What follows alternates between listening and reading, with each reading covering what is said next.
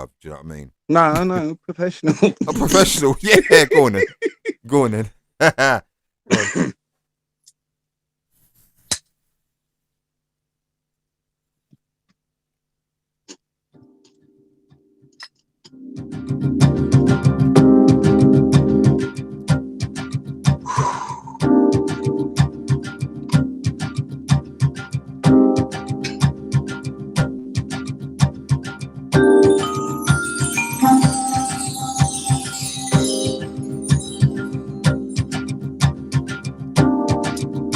And now, ladies and gentlemen, we are the House of Lords. We're coming at you on a completely different level. I'm telling you, you're going to be amazed when you get to see our beautiful faces. You ready, gentlemen? How you doing, peeps? Here we are. Welcome to the House of Lords right here on YouTube. This is how you're going to be getting us now. And we've been fighting some gremlins. We really have. Honestly, I've said that so much over the past few days that it's almost become an intro to the show itself. But we're still going to be doing that right old thing, the honourable thing, where we're going to be delving deep, Socrates style. Imagine back in the Greek amphitheatre, the wise individuals, and no way in any shape or form are we giving ourselves that mantle, but we can but try.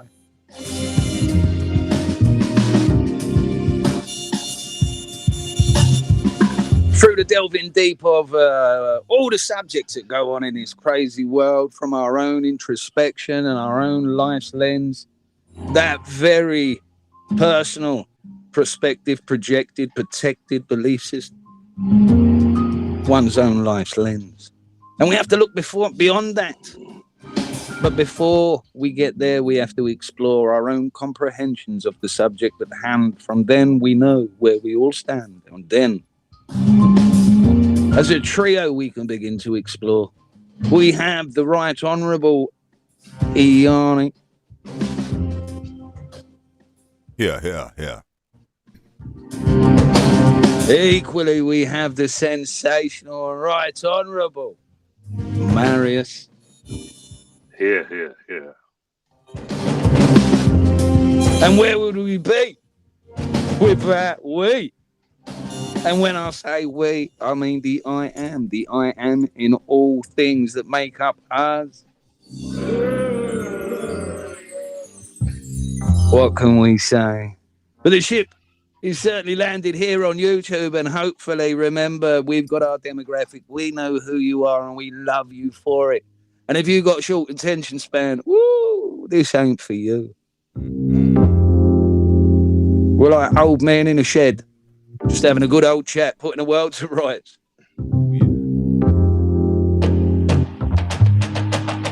And Iheanyi, do us a quick favour. Tell me who this was made by, as if I don't know. So, this here record, this here music, our theme is actually entitled Storms Passing. Yeah, Storms Passing. And the composer, producer is the Right Honourable Iheanyi from the House of Lords. Yes.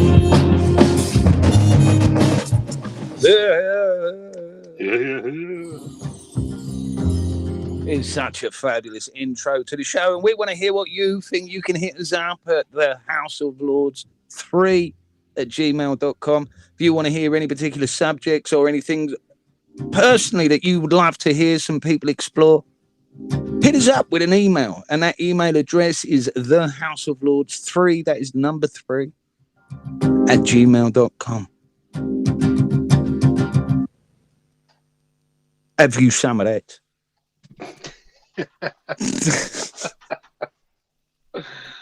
Yeah, you like that? I can tell. Right. So that's what we're going to be doing. So we're all on the screen. I do love the screen. The screen looks fabulous down there. Looks proper. So we could get that panel going and exploring some of this stuff now.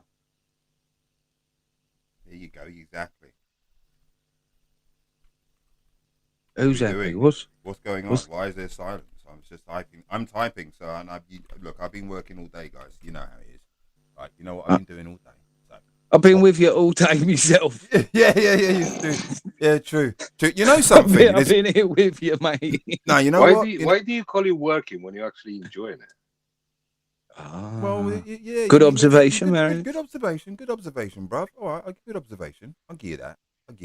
one. That one's well worth it. Yeah, that was well worth it. Yeah, that was well worth it, bruv. Where is it? There we go. Right, here it is, gentlemen. What I'm doing currently, gentlemen, in the background. You guys, keep talking, man. I'm All right, just, yeah. You know. So, Marius, how's your day been? What you been up to? Because I've been with Iheanyi pretty much all day on this YouTube skeleton gremlin chasing, getting it all sorted. So, what you been up to today, mate?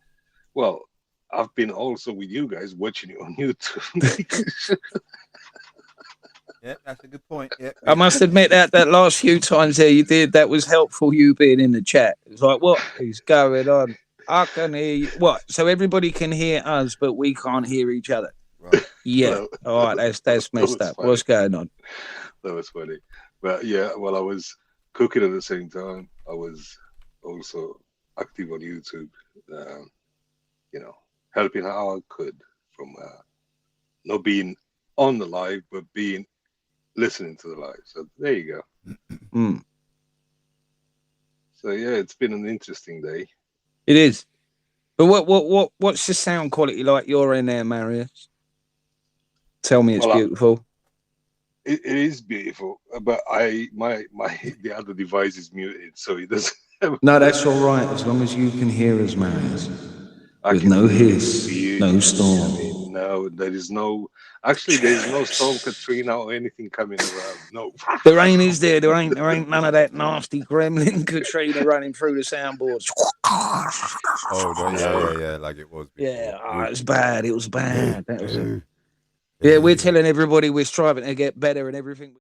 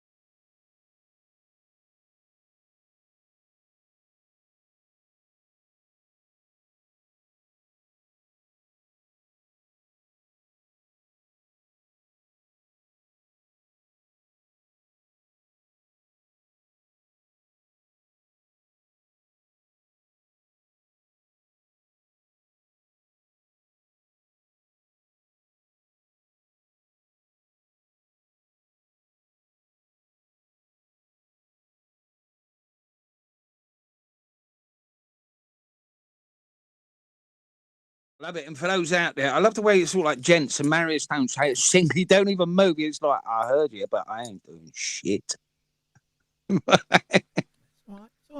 It's all right. We get it. It's all right. I'm here. That should be enough. Right. You know? Right. But, what was we saying? No, we're only messing around. Yeah, we're not. We're playing on character types. That's all. What was I going to say? Yeah, about if you're just catching us now and you saw the email there, and like Iheanyi said, we're here, there, and everywhere. We're on Spotify, iHeartRadio, Amazon Music, YouTube, Clubhouse, Instagram. We're about there. So if you can follow us up on those platforms, you can see the impromptu lives on a Wednesday. You can also check us out. We were shuffling some things about because, like we said, we wanted to get this medium sorted. So this is where our bulk of our podcast can be now, as opposed to the 3 hour on another platform that just seemed to have audible gremlins running through it forever. But we're here. So this is where we're going to do it. And I hope you enjoy it. Yeah, we're still going to have that thing. Did I cover that with the what comes up and all the rest of it? Not yet. Did I not? Not yet. I've said it so many times today. It's unreal. It really is. I don't know One more what I've time, said. one hurt you. Yeah, I know. I don't know what I've said today, or how many times we've done this. Yeah, you can catch it. Where was I saying? I forgot what I was saying. About our little snippets. What comes up? Ah, yeah, with the what comes up with the Right Honourable Marius, you also get what's on the pinboard or hit the pinboard with myself. And last but in no way means least, near the end of the show, you have tip of the day with the Right Honourable Iheanyi. But like we said earlier on, if you've got something that's going on in your world, then you email us, give us some food for thought so we can begin to unpack the craziness of what's going on in the world right now. Because depending on your particular perspectives, life lens, it can seem a bit chaotic and a bit doomed in the one sense, that it's all doomed. But at the same time, what did you just do? You just sent that to Instagram. I just sent this to Instagram. All I did was I tapped on every name that came up the first 20 out. Really? Yeah. Just Okay, right that's now. good, I don't know who's good. going to turn up. Whether they're into it or not, don't care. That's what we're supposed to. I think we've got to be good at that. I remember when I was in car sales. Yeah, the GM always used to be. I remember I didn't like to call people a lot. At first, I felt like I'm hassling them. Right? You know what I mean? We had a good communication. We had a good conversation. Why am I calling you 4 times for the rest of the week? Is what I thought. And then one day they kept on whining about it. They kept on whining about it, and they kept on whining about it. So I goes, you know what? Let me take into example. All right. I'll tell you what. I'm going to consider your words. I'm going to get out of my way and get out of my head, and I'm just going to slam the phone. And that's all I did. I slammed the phone.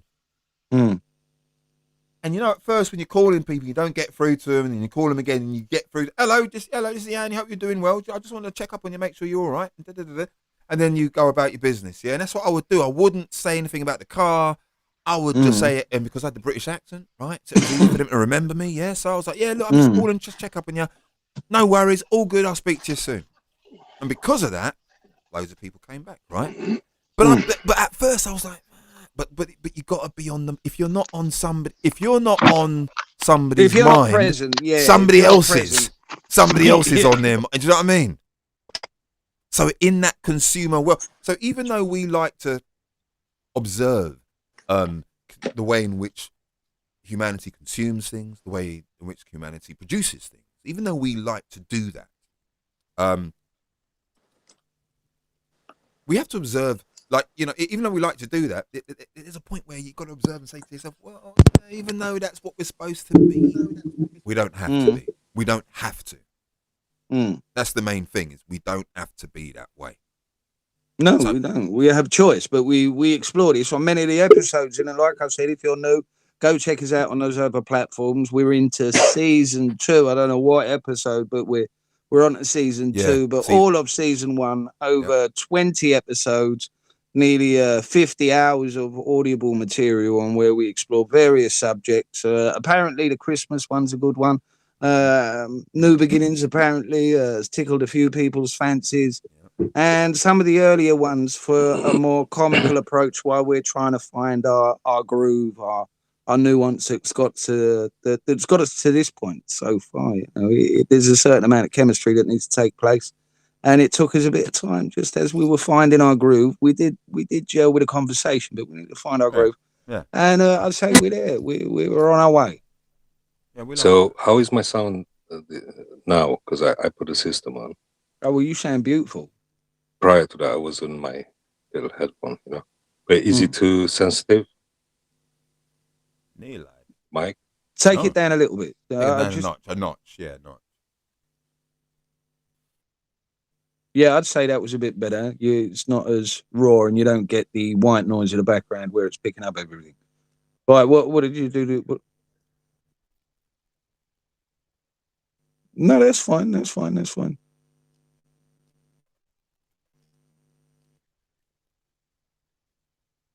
Yeah, but it does sound like you've leant back away from your microphone. Then you get because then you get a lot of the white noise because your mic's turned right up trying to pick stuff up. See, there's no easy way about this. Well, teach it in the workshops that we do, and it's mic discipline. Yeah. You know, fundamentally, this is the ear to your audience, and this is where you need to be. You need to be aware of how the voice changes in relation. You do. So rude. It's just weird. It's just weird, isn't it? It's just weird. It's just rude. But they didn't see it anyway because we're not on camera. I like what you did there. You switched it back. They didn't see your pretty face doing all the kisses, mate. Which is, they didn't. No. Yeah, we're doing that. That's And it. just again for those of you, and here's the professional comes in, and just for those of you who didn't catch our email address the first time, here.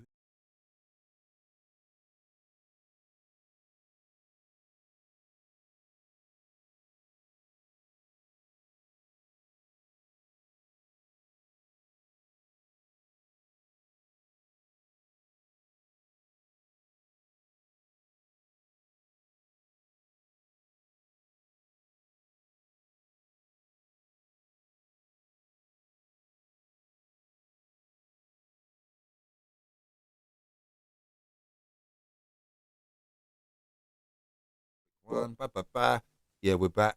You know what? Yeah, so you turned it off. You turned the audio. We were silent whilst that was on. So guess what? I'm rectifying that right now. But you guys carry on, and then I'll just do a quick. I have to do a quick addition right here. Bosh. Put you guys both in there. 1, 2. Oh, do it individually. 1. You see what it? So what I now see is that for remember every panel you see for us. We've just got to be in that panel. We don't have to be on the panel, like visible. We just have to be in the panel. So okay, I'm with you. Basically, what you're talking about, a layer. Perfect. Yeah. We've got to be in the layer of the app, right? I'm with you. I see what you got going on now, and you got to do that every time you do a transition. So normally they'd be prepared already, right? Normally they'd already be in there. Normally it would be that way, right? Actually, I don't even need that one. I can actually take that one away. I can delete that one. I can just put this one instead. Yeah, normally it would be done prior, you know. So yeah, so that's all it is. So once I do that, bosh, I've got my audio in there. Everything's happening. Voila. So then, who's this? Oh, that's Marius. I put Marius on. Let me get him and slide. Oh, Marius. Yeah. Oh, click on Marius. I like the way we got 3 watchers and it's all 3 of us. Yeah, you know. And then that's that. So there's us there. That should be the one. Now my voice should be on there. So then when I click over and I do that, we should still be talking. Yeah, you go. Have a say something, lads. Say something, lads. Marius. You're here, bruv. I mean, I've added you. Where are you? Okay. Can't hear him. No, it's all right. We're gonna go back to the thing. But there's the email address. Blah blah blah, and back again. Sliding over. Boom. Wants to see it happen on the screen. There it is, and we're back.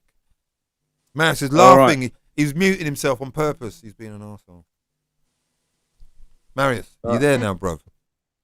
Can you hear me? Yeah, we could hear you all. Yeah, see, look, hiding like a twat. But never mind. What? I cannot believe you said that.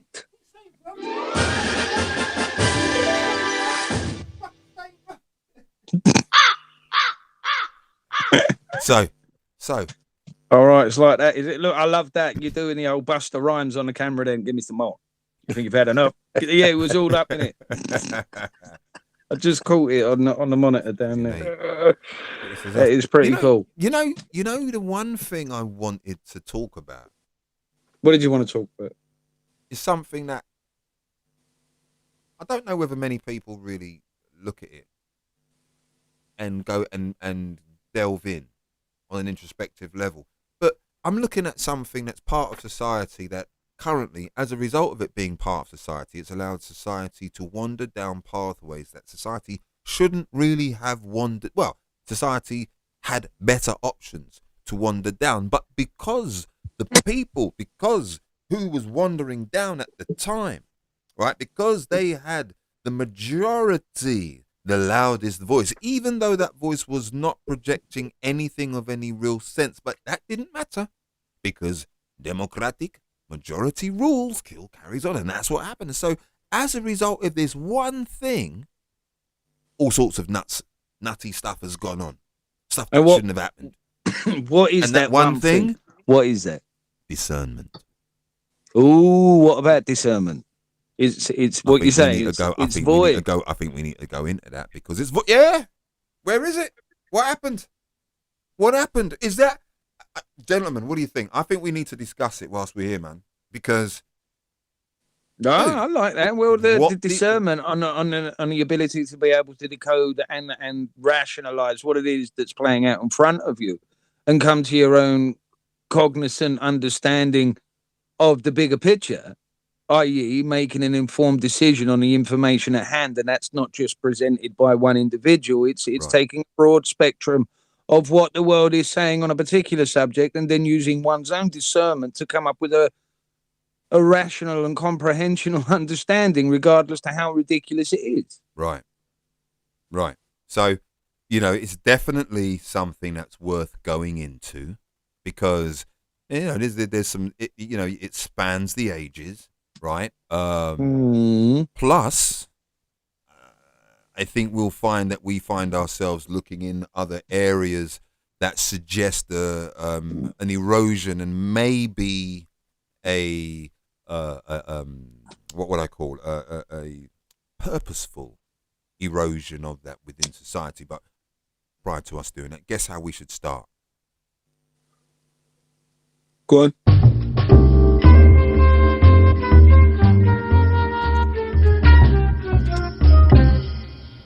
That's how we walk in. Go on, mate. Go on. No, you pressed it. It was my bad. I jumped on it. Usually I'll tell you to press it and then I'll speak. But you pressed it. I pressed it. So I'll do it again. Do it again. I won't say a word.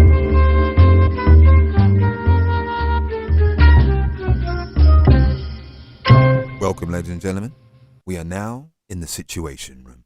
Gentlemen, discernment. What we're looking at could be that could be a situation, couldn't it? Really? Discernment. And here's the concerning thing about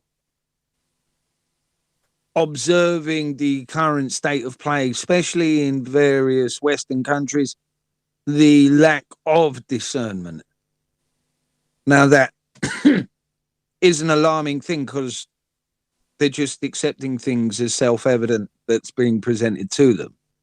I'll give you the biggest one is the phrase "Google it," and I'll give you an example. If it's not on Google or Google says this, then that's it. That's what people are calling factual. They're using things like Wikipedia. On Wikipedia it says it's about censorship. Really? Is that the level of your questioning? You're not even going to question the source itself. Are you going to use a different search engine, for instance? Put the same information in. That to me is one of the biggest shockers that I've seen for people. When you're talking about what the norm is, I dare say, by the archetypal system server, the good citizen. If you're talking about what they would consider, highbrow or fringe or conspiratory, if you bring up this just simple example, like go on Google, right? Put a simple search, right? A fringe kind of search, and then use a few other search engines, and you will see how various platforms favor various particular pieces of information. They will slanderize one piece of information on one network, and then they will highlight and hold aloft as sacrosanct on another network a very different opposing point. But if you're conditioned to the point of, oh, you just Google it, you just Wikipedia it, listen to the news, then anything outside of that narrative is going to be considered a nonsense. But I strongly recommend that people use other search engines. Start, you hear the BBC run a story. Look on another country's news network, see how they report in the story. And sometimes it's very different. And then other times you can see a very clear narrative of practically every radio station are repeating the same rhetoric to impose some form of subconscious new programming. And again, the moment you use your discernment and can see the tactics and the tools at their disposal to influence, manipulate, and control at the more severe cases are bountiful and plenty. But again, like I said, use your discernment and you can see and understand the mechanisms that they use. Then you begin to see them, like that film, with the glasses. Yeah. And once you see, to use a pop phrase, once you see the Matrix, you can't unsee the Matrix. No. And you see the folly and the nonsense that's all over legacy media, the mainstream. You mean the movie They Leave? Yeah. Yeah. Oh, okay. Yeah. Or They Yeah. Leave. Something like that. I get what he's saying, yeah.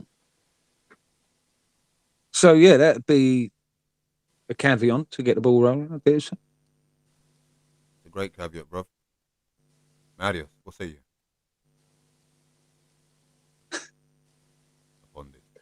Upon this moment, upon this, what say you, sire? What say me?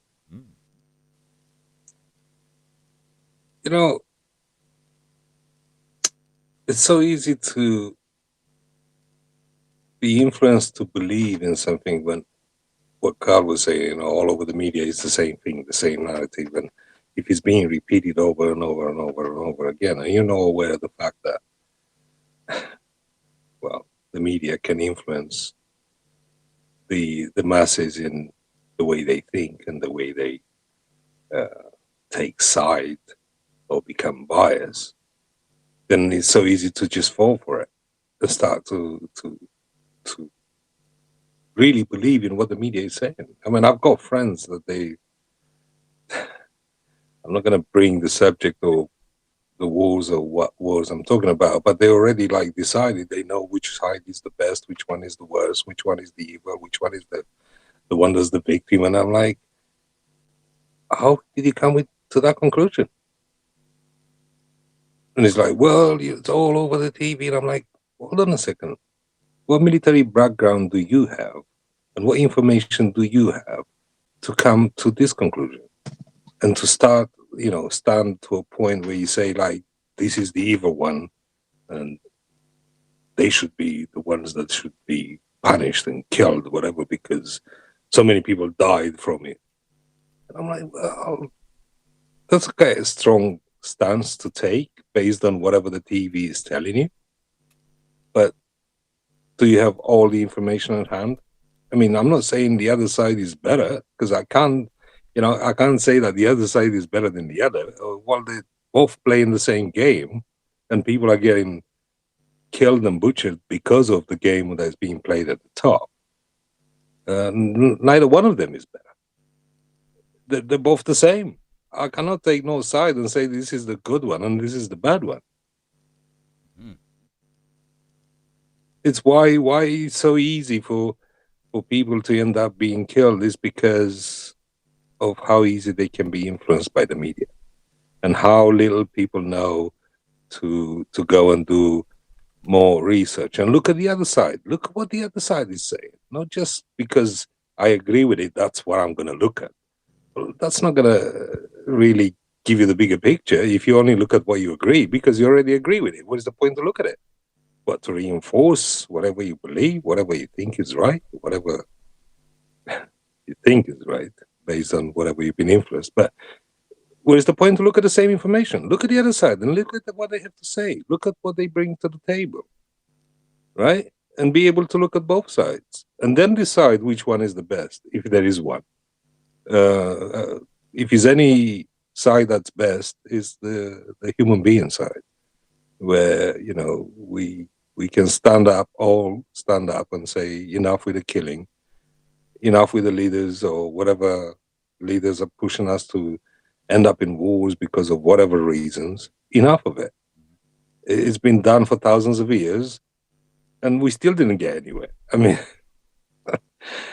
we as the rest, not as the ones at the top that they play the game. We didn't get anywhere. We still on the same cog, or cog in a wheel, and trying to find that peace, that freedom, that whatever we're looking for, whatever we've been told we're striving for.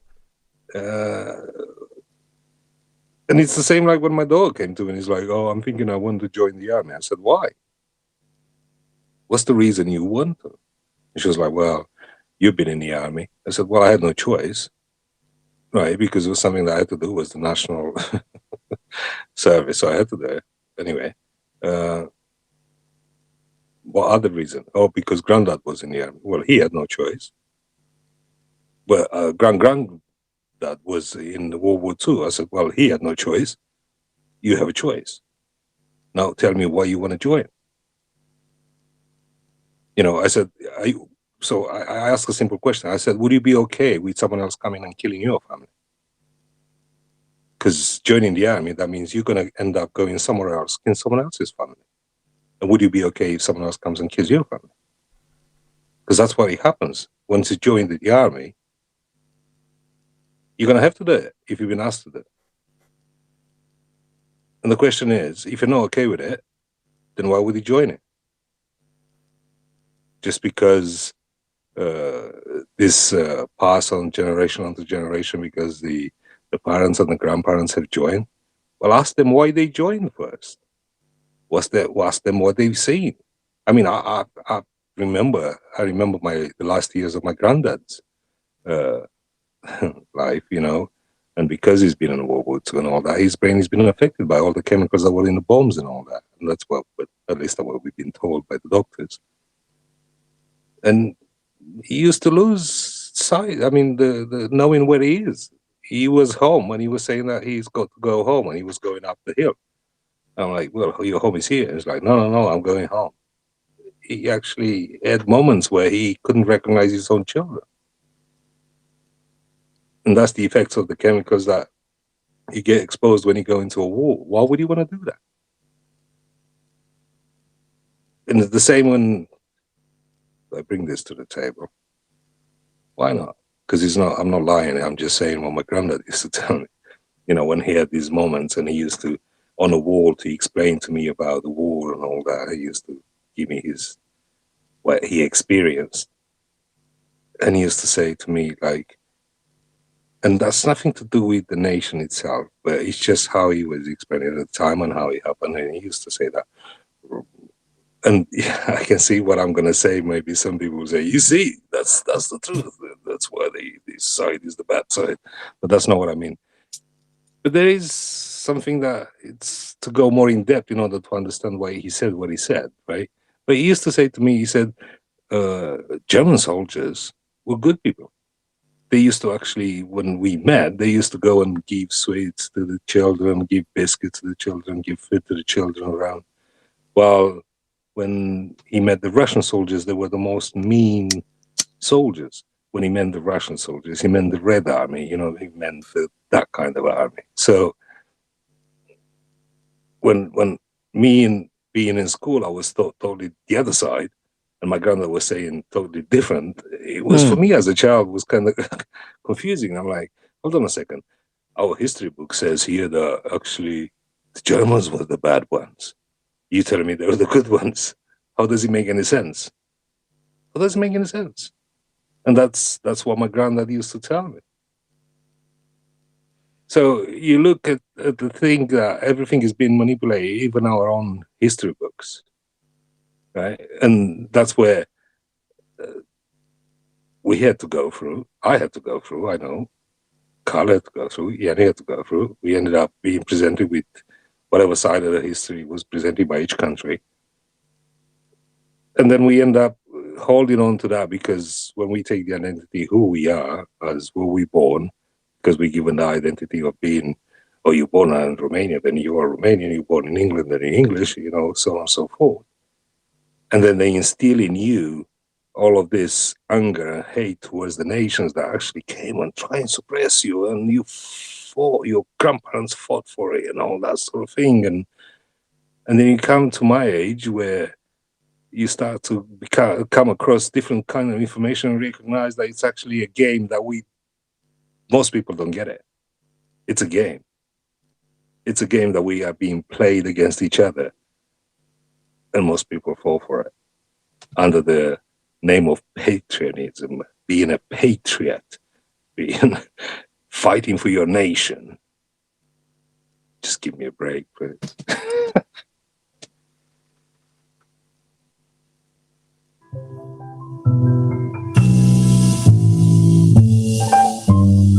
We're just going to take this moment right here on the House of Lords to just let that ruminate. Fabulous words by the Right Honourable Marius here on YouTube.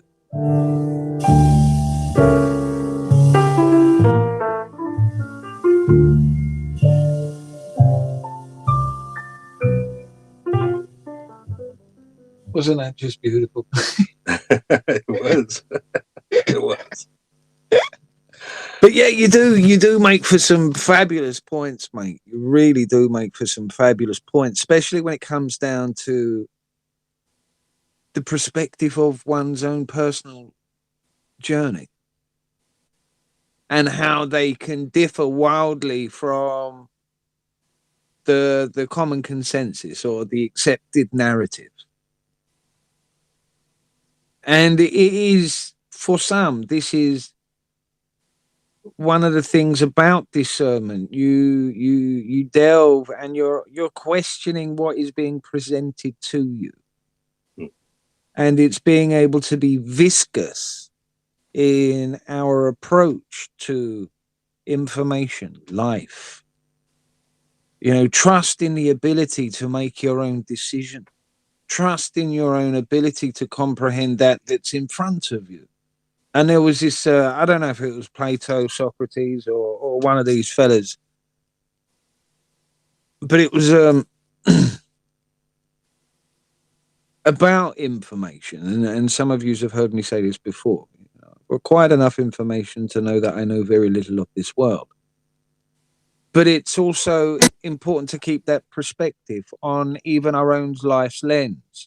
Before you truly become an initiate of some of these principles in NMA, the development of one's neuroplastic mental acceleration, the very bandwidth in which we process stuff, you have to turn that gaze inwardly first. You have to begin to ask and accept and assess, adapt so many facets of your own life's lens, your own life's dogma, your own projections from your situational environment and your personal dynamics, your environment, your even your spiritual beliefs and political beliefs. Are they yours, or are they something that you've accepted from your peers because your family has always voted this way, so you're a staunch that way? You've always been exposed to this particular narrative, so that's how it is. That's how you see it. And like I said, if we're really going to explore all of this stuff, you have to ask yourself why you think what you think, why you do what you do, why you say what you say. The very quality behind your own expressions is paramount when exploring the dichotomy of what the world is have to offer and what is at play in front of us.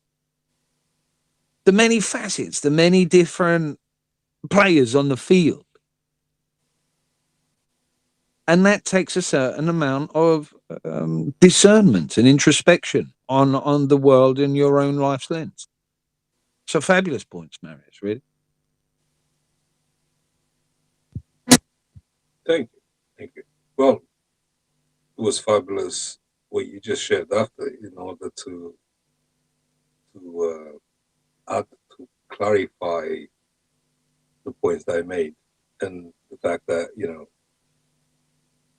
it may sound in a certain way to certain people when we share these stories, right? It's like, no, you don't know. I'm a historian. I've done the history, whatever bullshit. Now okay, sorry for saying bullshit, but I said it for a reason.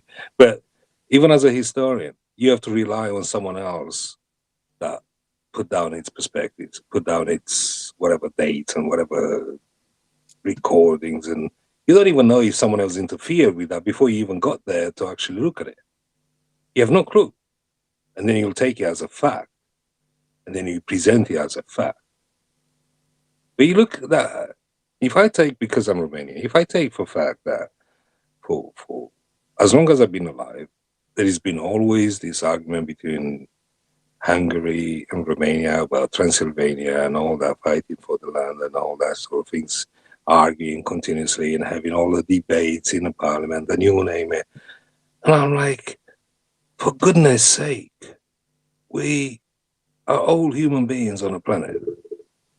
We started to divide it like in parcels and all that sort of things for whatever reason, because how we were thinking back then. I'm not gonna say that was wrong back then. That was their way of thinking. It's fine. But where we are, we in 2024, for goodness sake. Can we just look at it from a different perspective and say, well, we can see that our previous generations, our ancestors did what they did until now, but we see it hasn't got us anywhere. So why are we not approaching it from a point that we are all human beings? We don't have to fight for the land. The land is there for us to, enjoy while we're here, because we are here on a short journey. In that short journey, you're not going to take the land with you when you go anywhere. You're not. You're not going to take your house. You're not going to take anything. When I came across one of the videos where they were saying, like, you do realize that one day someone else is going to wear your trousers. Someone else is going to wear your watch. Someone else is going to drive your car. Someone else is going to sleep with your wife. Because you're not going to be here anymore. So why is all this ownership bullshit that we keep being attacked with in a way and brought up in the sense that we have to own? We own nothing. We own nothing on this planet. We own nothing. We've been given the illusion that we're going to own something. We own nothing. As soon as we're gone, our physical body is gone. Everything else that we left behind, some will be thrown away and some will be taken by others. And that's it. That's all. So why don't you enjoy it while we're here? And yeah, we can use whatever we can use. You don't need hectares of land for whatever, all this, I'll leave it for my next generation, Well, why don't we all as human beings leave it for the next generation as human beings, a better world? You know what I mean? Instead of acquiring all these pieces of land, because I have to have it, and actually not live your life, not have a happy life, because all your life is full of problems and full of, how can I get more land? How can I get more of this? How can I get more money? What for? What for? How much money is enough money? That's the question. How much money is enough money? How much land is enough land? When are you ever going to be happy? Because whenever you want something, there's going to be the next level, because you're not going to be happy for very long. I mean, I had 4 new cars in my life so far, right? And within a few months, that joy of having a new car disappears. Why? Because there's a new model coming out. It's like, that one looks better, right? So what is the point? What is the point? It is, again, you make such fabulous points, mate. You're on fire. And that comes down to one's personal perspective of their own value. What is the point leads us to what we do is developing the theosophical internalized belief structure.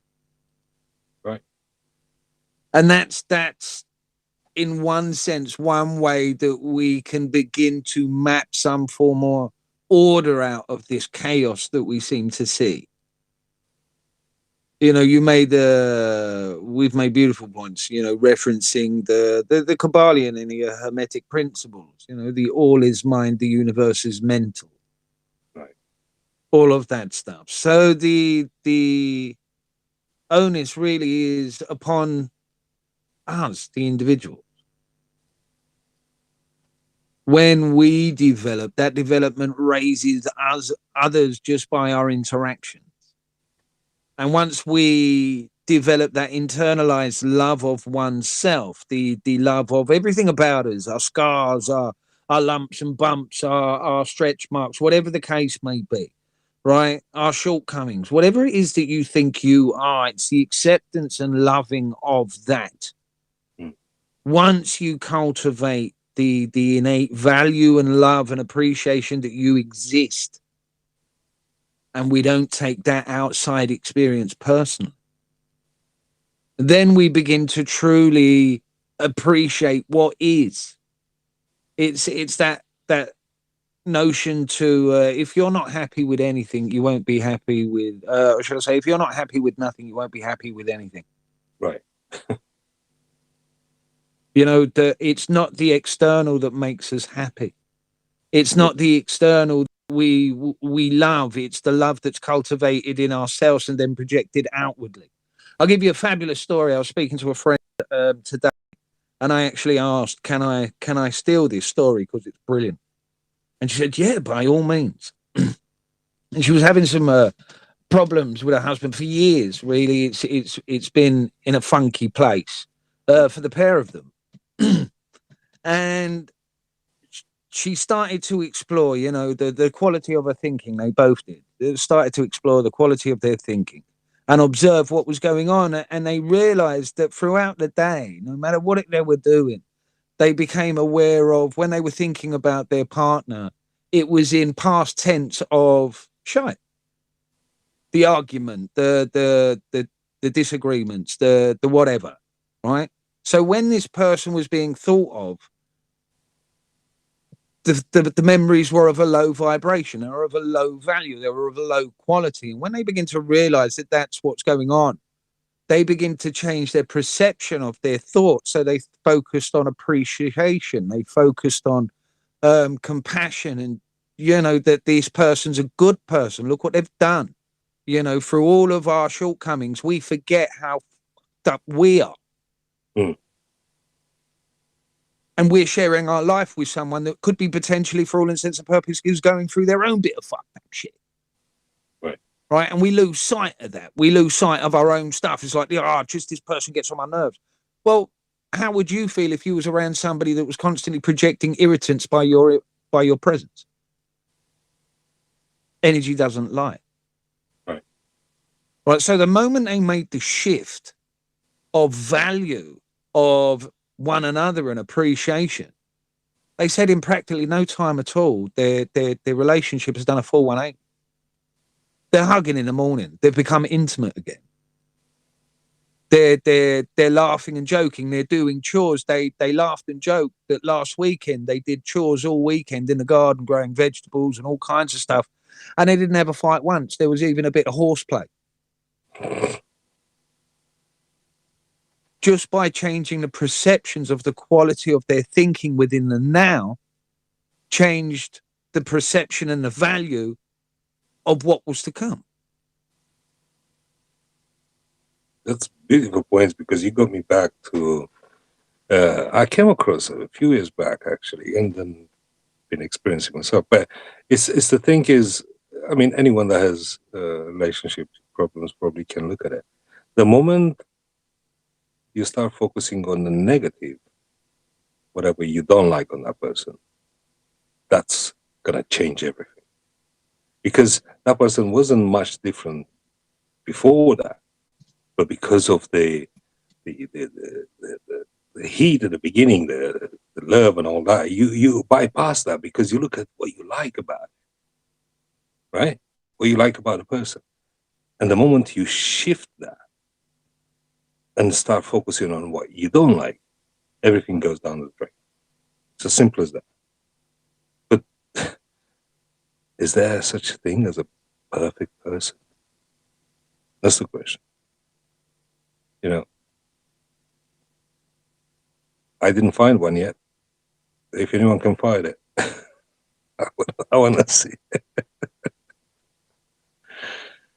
Well, if we see, you just brought up that saying that I absolutely love, right? And it's the part of us that wants to be better is the reason why we're not. Mm. Because we're seeing ourselves as imperfect. No, Now, that's a good point. if we go to our true energetic state, and I say true loosely, because it's all perspective, some people think it's all horseshit. Right, but that energy aspect of ourselves, that cosmological spark that animates all life, that's in a localized position known as Marius or Iheanyi or Karl, that is limitless potential.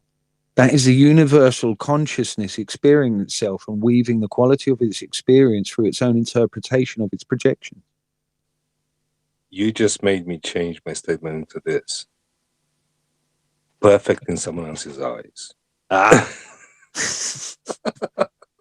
Right? Fair enough, yeah. You can't be perfect in someone else's eyes. It's how it is, right?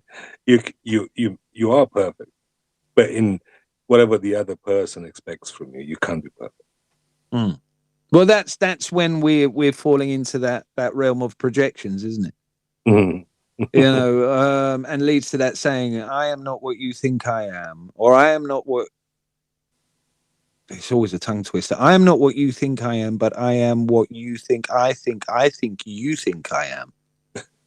Right? It's a tongue twister, right? But it's that projection of people living their life through the expectations and the projections of what others think they should be. Mm. And the moment we can love with limitless compassion and understanding of acceptance of that what is stood in front of us, that we hold dear, that what we love, with all their shortcomings and all their eekery and quirks, that's when you can truly love, and it's almost symbiotic. It goes both ways, because the other human being can pick it up just as much as you can, and it just blossoms. It grows, and it becomes infectious. It's you can say it's palpable when people see it. You can see, look at him, look. It emanates from people. You know, we have to learn to accept people for what they are, right? That doesn't mean you know you have to agree. No, accept them for who they are, you know, and by doing that, if we can do a higher percentage in humanity, the world will change, will shift, because by accepting people for who they are, right? And you be you, right? If you want a better world, you do what you think is best. Be the one that is influencing the others, because others will observe you. And if they like it, they will say, well, I can do that too, right? But if we start telling people what to do, people are not going to do it. We don't like it. As human beings, we don't like to be told what to do. We don't. We like to do good things. But we're being told for some reason, it's either our ego or whatever, it's happening. He steps in, he's like, I'm not doing it. But when you go out there and you observe someone else doing it, it's like, yeah, I can do that too. I mean, you know, if you're eating something where you're walking, you have a choice, right? You can just throw it on the street, or you find a bin and put it in a bin. It's not much different than put it in a bin, which makes it better, because you make the place better for you first before you make it for everyone else. By putting that piece of paper or whatever, that piece of garbage in the bin. Such a simple action goes a long way. It's like the analogy about the butterfly effect, right? You may think it doesn't make a difference, but it does make a difference. If you can put a smile on someone's face, it's infectious. It is. Yeah. Iheanyi's been grinning away. He's feeling very clever with himself. That I can see it. It oozing from him. I've been watching the monitors, right? I've been seeing the. We can't hear you though, mate. We can't hear you though. You're muted yourself. I'm just doing some basic stuff. I'm not really, you know. No. Don't take it down like that, right? Don't play it down. We've been doing this for 3 days, 4 days to get it right. So let's not play it down, right? It's doing beautiful. I've been watching the monitor. I love the space backdrop there in the background. That was all cool. I do like the names and everything, but that space backdrop, I like it. Check it out. And this is what it's about. And we thank each and every one of you, you know. But Marius, you are making some fabulous points, mate. Indeed. So Incredible. jump in here, honey. Jump in. You know, I've been really enjoying I've just been enjoying listening, because a lot of the time I talk, and right now I'm doing something, but I'm listening, man. And you guys are just, you guys are just knocking it out in the park, and I'm sure I'm going to step in a moment. But no, feel free, gentlemen. This is good. And if you've just joined us, you're here. This is the House of Lords. THOL! Almost like Thor, right? But just with an L. For loud, or something like, or large, or something like, or luge, you know. But yeah, that's us. Right Honourable Marius to the left. You should have pressed the button. You should have pressed the button first. I might as well. And for those of you who have just joined us, you are here with the House of Lords on YouTube. Yeah. So if you've enjoyed this kind of thing, you like a deeper dive in some of the conversations opposed to the 3-minute clickbait, then you might be in the right place. However, if you love yourself sort of like some 60-second clickbait, then this isn't the place for you. We do go on, but we go on with purpose. And if you're going to watch our podcast, you want to give yourself a good couple of hours, maybe 3 sometimes. Maybe 3.5 sometimes. Go to 3.5 once. As we explore various subjects and our own comprehensions through that's available to us, utilizing such as quantum theology, spirituality, the exploration of it, physiology, the relationship between our consciousness and our body, and so many others that lead to this kind of philosophy, this polymathic approach where we're utilizing the likes of Nietzsche, Freud, Jung, and going right back to the old pantheon of historical thinkers. Just a quick one, Iheanyi. The I is in front of the U, just for my name. You know what I mean? The I is in front of the So what is it, Marius? Okay.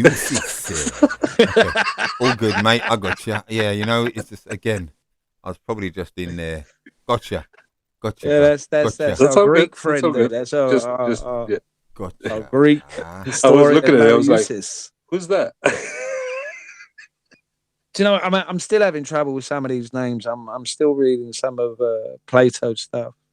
Socrates, I Socrates can't remember stuff. These names. Yeah, Manonusius and Manolecius, Manolaus, and just Olixius, and so many others. I get Monty Python in my head. I just want to start making up names for the various characters that I can pronounce, because every time I get to it, it's like, oh, what did I say last time? But it's a great thought-provoking when you actually go through Plato and Socrates. I mean, you know that you reminded me that I was 3/4 in the Republic and I haven't finished it. I need to go back and finish it. What was the one I was reading a while back that I enjoyed? At the minute, I don't even know what I'm reading. It's just going from one kind of book to another at the minute on the Kindle. But I think it was the Apology of Plato or Socrates, one of these two, where the trial of Socrates. Oh, yeah, that was an interesting one. Where half the time you're reading it, and it's like, mate, you sound like you're baiting yourself up. Like, you know what I mean? It's like, stop talking. So it's a trial so it's an internal trial. No, it's actually a trial. But it comes to that point, Karl. Once you know it, can you ignore it? No. Right? I mean, he may sound that he's digging himself out, but once you know it, Would you? That's it. It's part of it. You're like, oh, that introspection, but I'm also aware that I could have. It's like proper O.J. Simpson in himself. You know what I mean? Writes that book afterwards. What if I did do it? Like, what are you doing? What are you doing, boy? Yeah. knock on the door. Yeah. You take the hemlock, or you gonna, Nah. I'm done with it. I'll take it. I mean, if it did happen that way, it probably did happen. We don't know for sure, right? That's it. Yeah. It could have been a bloke in a cave. You could have. Did you see what I did there? Did you see what I did there? Bloke. It took you a minute, though. It took you a minute, didn't it? It took you a minute. The allegory of the cave. Yeah. So, Yeah. The allegory of the cave. Yeah, that's it. The allegory of the cave. Yeah. You know what? But what's so different in today's world? If you think about it, I mean, it's well, celebrities are the shadows on the walls, aren't they? And people are just still looking at the shadows of the wall, thinking it's a real world. Right. But at the same time, I came aware recently of a fabulous movement called the Block movement, where all of the younger generations and even the older ones are blocking all of these celebrities that were on, Epstein's list, that are constantly getting linked to trafficking and adrenochrome and all of that. It's like the cat's out the bag. They're getting censored left, right, and centre, and they're blocking people. I think somebody lost something like 6 million followers. One of these. I actually question if there is many that have become such big names in the media that could have get there without being someone. Compromise. Yeah. Right. You know what I mean?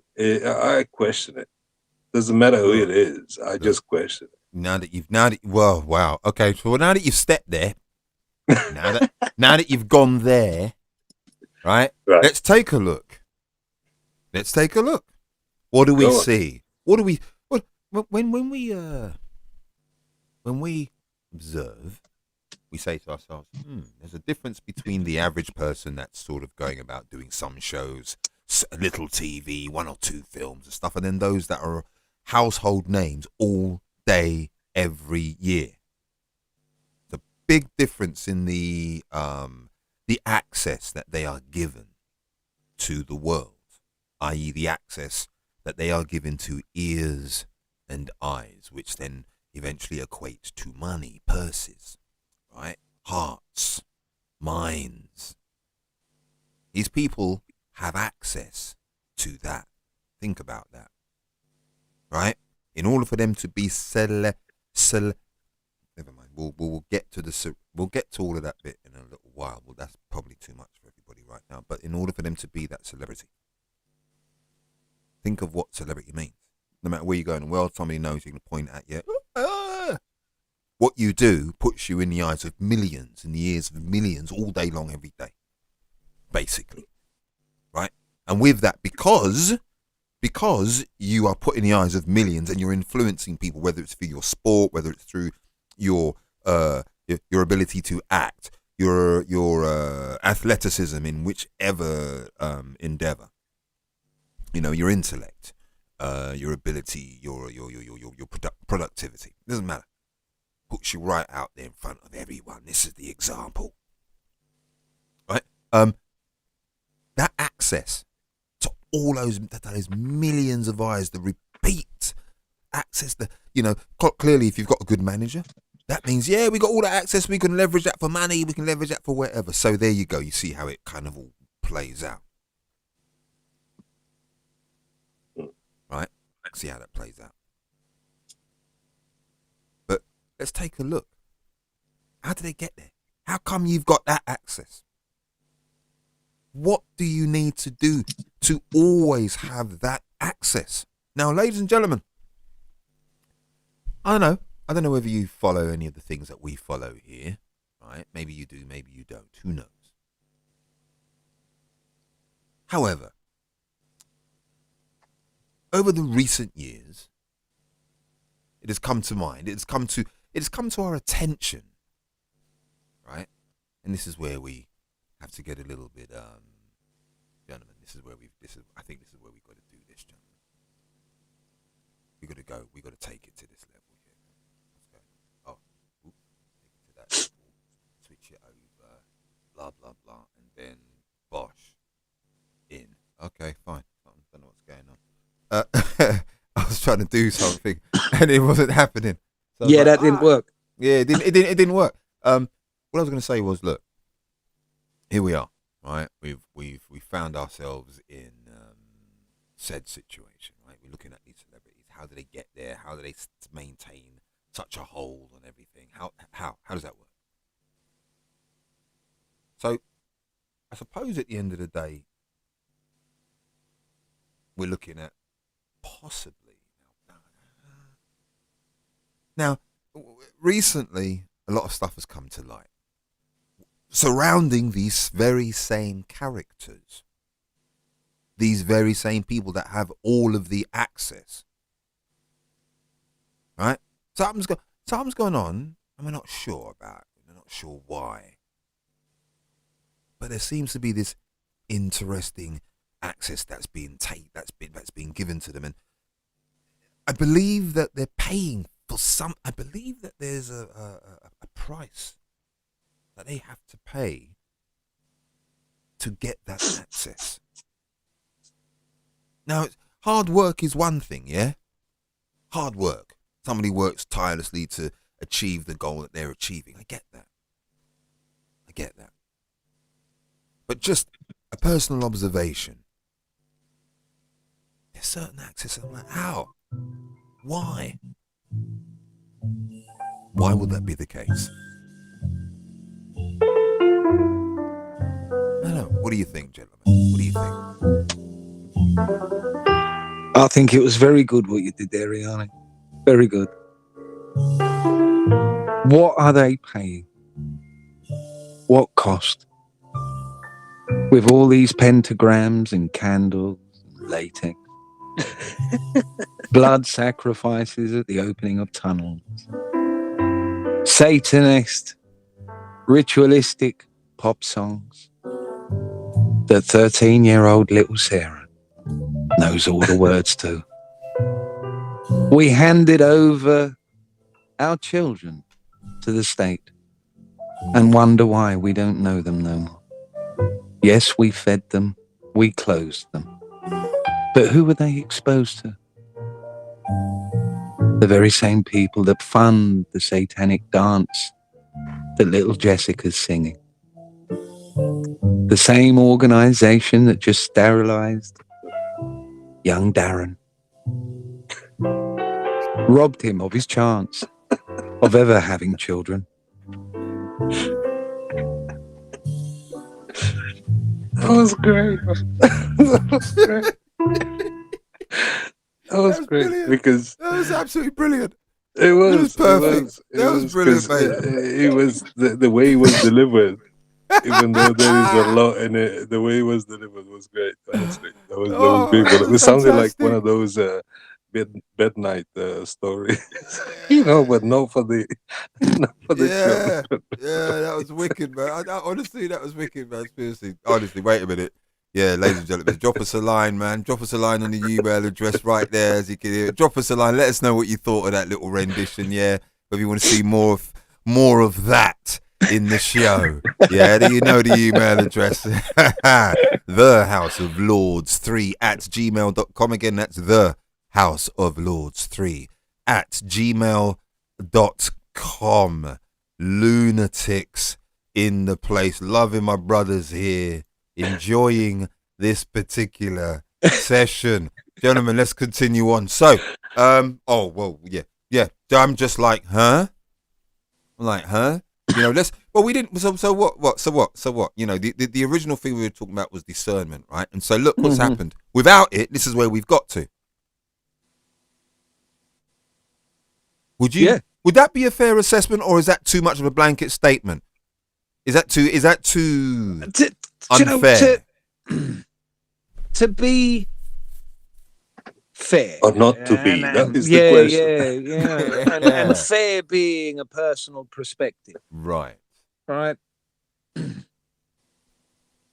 What we're not being shown is vast swathes of the world's population waking up. What we're not seeing is the tens of hundreds, if not thousands, if not millions of accounts that are deleted on a weekly basis on social media platforms where people are talking about what's going on. This is what we're not being shown. So it's easy to make the blanket statement that we are living in a world that seems to lack discernment. Because the conversations I'm having on a daily basis are with people that are very much aware of the multitude of theatres that are taking place on the world stage at the moment. When they share it, they're censored. When they share it with a family, they're blocked. Yes, you have the archetypal system servers, and I don't begrudge them or loathe them. I love them. They're good people. They pay their bills. They listen to their government because they believe the government is telling the truth. They're good citizens. But at the same time, there are those that are waking up, like I said, that are going, no, this is nonsense. So to say, is there a lack of discernment in the world's population at the moment? I say no. Is there a lack of discernment within the legacy media and mainstream medias of countries all around the world? Yes. Is there a bias against the truth and taking the position of no position and sharing both sides of the story? Yes, there is a lack of discernment within the mainstream academic and entertainment systems about what's going on in the world. Now, I have a question. If you're talking about institutions that should, if we're fair, be institutions that contain individuals who, for maybe should be educated, have the ability to observe, to convey, right, to write.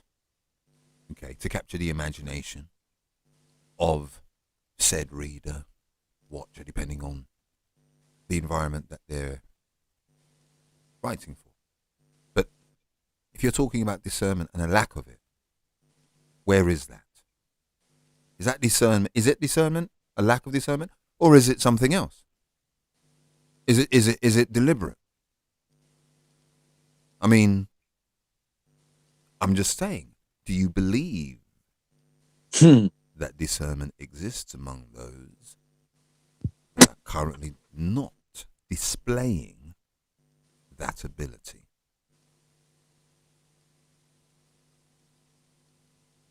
Go on, Marius. No, I was just for some reason the movie The Truman Show came Comes to mind when you were 2 saying minutes, that. gentlemen. No, it's like discernment. Mm-hmm. Yeah. For someone to have discernment, he has to have awareness of what's going on in the media at first, and then you look at history, then you look at many other aspects. Right. Legal system. Right. Well, do we go? I mean, look at all of them. You decide. You decide. Doesn't matter. But how fair are all of them? How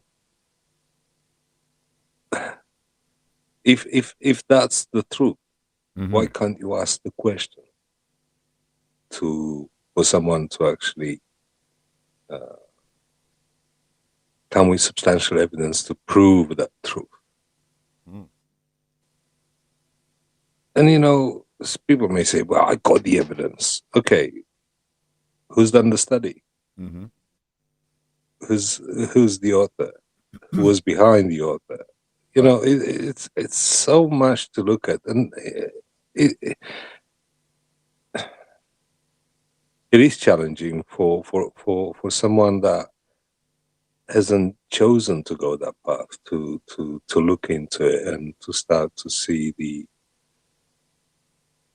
I'll call it the hypocrisy of it. You know, when I came across the what is it called, the covenant, what is it called, that particular document, where he kind of mentioned the fact that we're going to make it in such a way that they can't see it for what it is. We're going to poison them left, right, and center. And they're not going to know it. And because of putting metals in them teeth, it's going to affect their pineal gland. And because we put in poison in their food, it's going to affect their minds. So just before you carry on that point, for the listeners who aren't aware of what Marius is expressing, the sacred covenant. There's a creed. It's called a Masonic creed. There's a Masonic creed out there. You should go and check it out. Just type it up, Masonic creed. See what happens. Go ahead, Marius. I'm sorry, brother. Yeah, no. So, but when you start to realize that whatever we ingest and whatever we put in our body, it's having an effect on the structure of our body and the structure of our mind, and you start to become aware of the fact that if we look at our supermarkets at the moment, in today's world, and go back for the ones that they've been around for, 40, 50 years at least, right? And let's say we go back 40 years. Most of the stuff that we have on the shelves today didn't exist. All these confectionery sweets and products and ready-cooked meals and that last forever didn't exist. And, you start to question, so how is that influencing me? Why? Someone I was watching, someone was mentioning the fact that prior to the 70s, Alzheimer wasn't a thing. And now he's one of the primary killer in the United States or something. It's like, why didn't we have it back then? And, you look at cancer. Cancer wasn't as prevalent as it is today. It's not, I mean, when I grew up, I didn't know about it, right?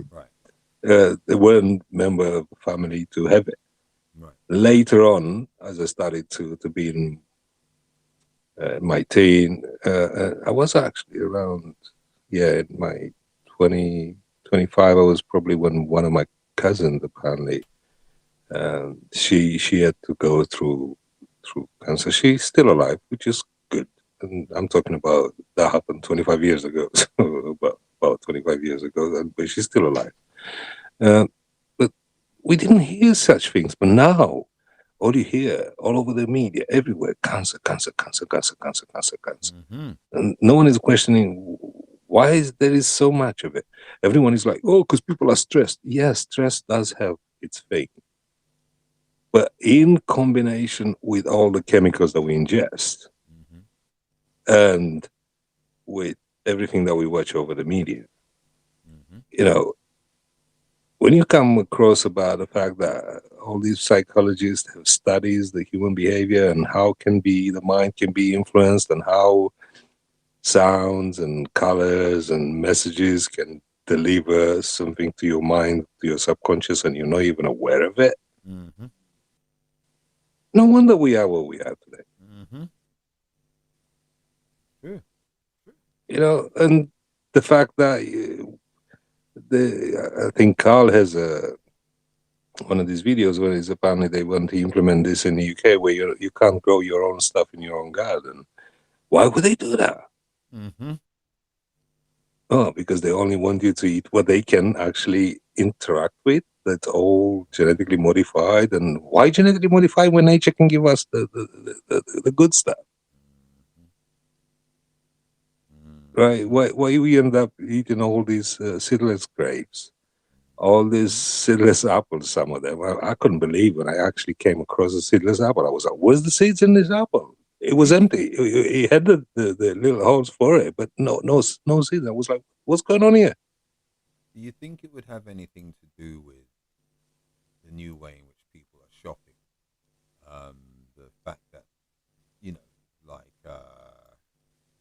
the great, don't forget, right now we live in the realm where you have the great.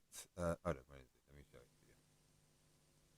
The shopping now, the biggest shop in the world is that, right? Is it anything to do with? You'll see it come up. Is it anything to do with that being available now, being prevalent in people's lives? Oh, you just. Huh? Well, he can do anything with the big ones that they deliver, all those things, right? He can be with all the big ones that they deliver, all those things. Right. But the thing is, when people say they have no power, and the power is in what they buy, right? How can you say you have no power? I mean, if you stop buying the crap, they're not going to provide it. It's they only give you what you're asking for, and because they make it cheaper, that's what people buy. Right. Because it's like, I'm saving money. No, you're not. You're killing yourself. Yeah. Let's put it as it is. You're not saving money. You're killing yourself. Yeah. You're not saving money. You put more money into the pharmaceutical companies because you're going to end up having some issues that you're going to have to take the tablets to end up becoming a great monthly customer for the pharmaceuticals because you're eating all this. So it does get there. It's like, why? I would say that the best approach to people nowadays, instead of bringing them the subjects that are quite controversial, is bring them the subjects of what they eat and what they drink. There you go. Because the moment they start cutting all this out, the brain cells are going to start to recover.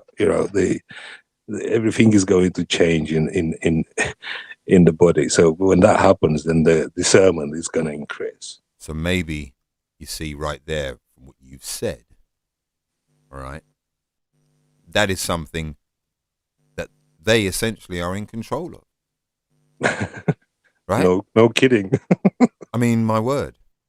What is it to make a decision not to eat the chocolate bar and to instead to go and buy a pound of carrots? What is it? What is the decision? Go and collect some berries in the wilderness because they're better. But maybe more importantly, actually take. They're not poisonous like they tell you. Because I grew up eating berries from going in the forest and all that. When I grew up and going to my grandparents, we used to go in the forest and climb the trees and eat the apples from the trees and the pears and you name it, and even the nuts, the ground nuts that you can find. And come on, the nature gives us everything for free. Actually, we don't even have to. So then maybe the exploration now should be a situation of where, hey, take your food seriously. This is who. Listen, I'm not the one in the best position to actually. No. I'm not talking about that. But I'm not even doing that. I'm saying I take just want to bring the food chain because it's something that I've become more aware. Real quick, and I'm making different choices. Right. That's what I'm saying. I'm starting to make different choices because I've become more and more aware. I'm like, right. No wonder it's, I look at myself, I'm like, okay. But that boils down to taking the food chain seriously, right? Actually respecting the food chain, right? Not negating it, ignoring it, it being the last thought before you consume the thing itself. You should be operating right there, boom. Yeah, well, one thing that we haven't supported is our farmers locally, right? We haven't supported them. And that's why they've been marginalized. And the only one that can survive are the ones that actually agree to all the chemicals in order to stay, because otherwise they're going to be destroyed them too, right? So if it's one thing, is what about the people search for the local farms around and help them? Go and buy from them, Yeah, it may be a little bit more expensive, but listen, it's not quantity, it's the quality that makes the difference in the body. That's the only difference. That's the only difference. You don't need to eat 3 meals a day. I actually started now. I'm only having 1 meal a day for the past 2 weeks. So it's even better. I feel totally different. Everything changes. The energy shifts.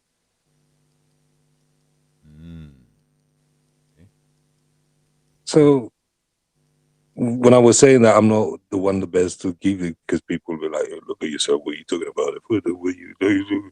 I'm like, yeah, I know what I am, but the changes are going, and you're going to be the one actually experience it through going through the lives and seeing the transformation that's going to happen in front of their eyes, right? So it's going to be like, okay, so that's my way of actually maybe influencing some people out there and look at what they eat and what they put in their body and say, okay, I can see the transformation in him, then that means there is a difference. I like that. Brother Karl has rejoined us. That's it. Mm-hmm. Mm-hmm. Yes, I'm here. Oh, is that you waiting for me for a response? Well, we were just going to say yes. So that was like Brother Karl has joined us. Yes, Yes. Right. Yes. Right. Okay. No, you do make for some interesting points. I just want to give a shout out to those people down on YouTube there that are in the chat section. You know who you are. Nothing but love and light to you and yours. And welcome to this new version of the House of Lords. I hope you're enjoying it. I see now. I see. Yeah, you do. You good do. To see you. Good to see you. You do make for an interesting point, Marius, especially about the quality of our food, how we're eating, and even this notion of the food pyramid. It's been turned upside down. If you go back, pictures of the 70s, 60s, people were fit, real fit, everywhere. And they had far much more dairy. They had far much more red meat and everything else. And then they kind of turned this importance away from the fresh produce and more into grains and stuff of this nature. And another thing, one of the things is the toxification of the foods that we're eating now. At one point, you got to take responsibility for that you're digesting and going back to the point at hand, that discernment. Honestly, pick up some of the jars. I'm not saying become uber like they're trying to kill us, everything's poisonous. A lot of it really is, honest. But it's worth looking at. It's worth having a look and realize what you're putting in yourself. And then again, understanding our history and where a lot of these campaigns came from. The notion of breakfast. There was a beautiful marketing campaign to encourage people to have breakfast. The bacon, the eggs, the cereal, the honey. You know what they called him? The father of propaganda. Ah, there you go. Do you know who it is? Go on. Oh. I can't remember his name. Typing the name. Go on. Do it. It was the nephew of Freud. That's it, yeah. Bernays. Bernays. That's the chap. Yeah, so he brought up this whole idea of getting people to consume more. And even with the portion sizes, we went from a particular size plate that was almost universal, and then we upped that to a bigger plate. So the whole eating habits, if you look at some of the Buddhist practices, don't eat 5 hours or 6 hours. I think some devotees, they eat at midday. That'll be their last meal. They'll have something in the morning after their morning meditations, then a main meal at lunch, and that'll be them. This idea of intermittent fasting and everything else. The idea of a rainbow diet, eating organic. If these foods are seedless, then they're trying to make you seedless. Come on, think about it. If they can do that to seeds, they can do that to you. Yeah. And again, to some, that sounds like a wild accusation. How could you? What you're suggesting is put my teeth in it. There's a deliberate attempt I sound like Bruce Forsyth then, wasn't it? Good game, good game. I don't know what happened there. It's weird. What? I don't know what happened. Right, but that's what we're seeing, isn't it? And like I said, for some, they would say, well, that's an outlandish accusation to suggest that there are individuals trying to bring the world's reproduction rate under some form of control, if not in some case drop it by 20 odd %, as somebody was bragging at a conference once about, with the right foods and the right adaptations to vaccines and some other stuff, then they could reduce the world's populate growth rate by about 15 to 20%. So then I'll tell you what. I think he meant to say 15 to 20%. Whatever it was. That was. But let's just focus in right there for a minute. Yeah, let's just zoom in for a moment, ladies and gentlemen. Right, you just heard what they said. Okay, and yes, you can go and find that. That's out there. There's loads of people, old software people trying to tell you about these things and trying to tell you that that's what they should do. And people investing millions and millions of dollars to make profit in the process of it happening, right? So, but let's just go in for a minute. What does that look like? Why would anyone consider such a move? Let's start from the human perspective, shall we? And let's start from a few factual standpoints, yeah? A few obvious observations, right? Let's just start there. So, for example, you're mentioning something about lowering the population due to what? Due to there being a demand on resources, is that it? Or due to there being why? Why exactly? Because when you pay attention to this earth and you actually see the land that humans, us lot, actually run about on and are actually where our societies exist, and then you want to see the amount of land on planet Earth where nobody lives. Let's just stop for a minute and actually, no one cares about whatever nonsense is being jammed down your throats and in your ears, day in, day out. Figures, facts, pictures that are stock images from Adobe and whoever else, right? Flashing it in your face to convince you about something. But let's just be practical. All of you right now who are listening, you can go to www.landwatch.com.